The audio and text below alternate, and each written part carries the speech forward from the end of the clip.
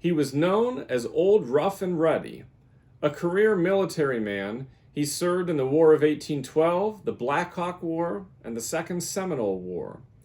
But his claim to fame came in the war with Mexico, where he led U.S. troops to a series of victories.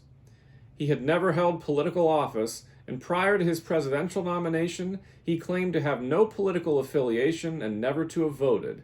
He nonetheless accepted the Whig Party's nomination and won the presidency. In his short time in office, he was a staunch defender of the Union as sectional tensions threatened to rip the country apart. He attended an event honoring the beginning of the construction of the Washington Monument, but became ill and died in the White House a few days later. He was our nation's 12th chief executive, Zachary Taylor.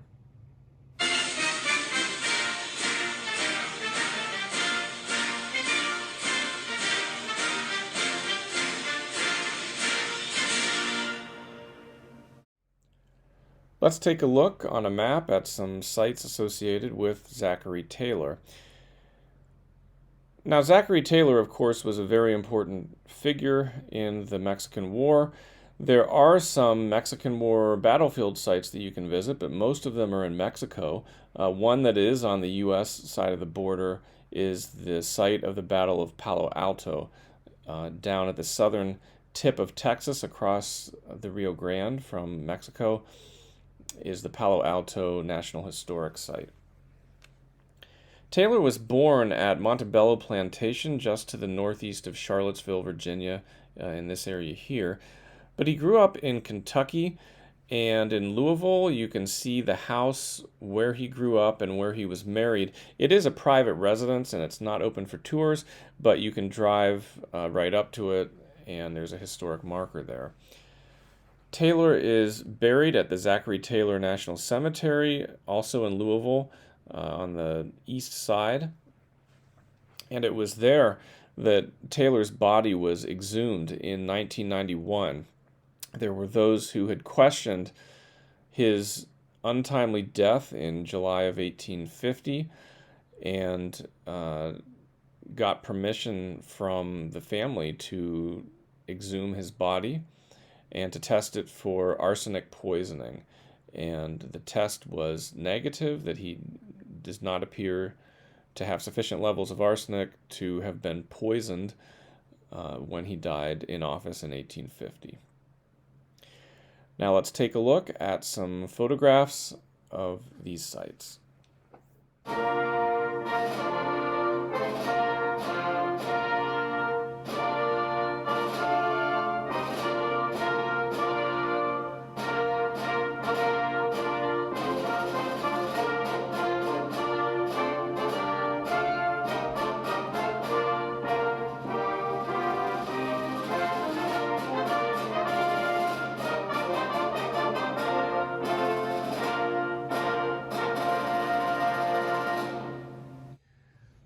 Now let's take a look at some books in my library pertaining to the life and times of Zachary Taylor.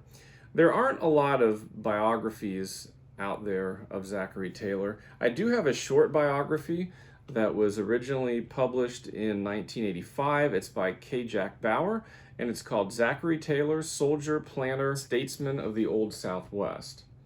It spends a lot of time on Taylor's military career, particularly the Mexican War, and also covers his presidency.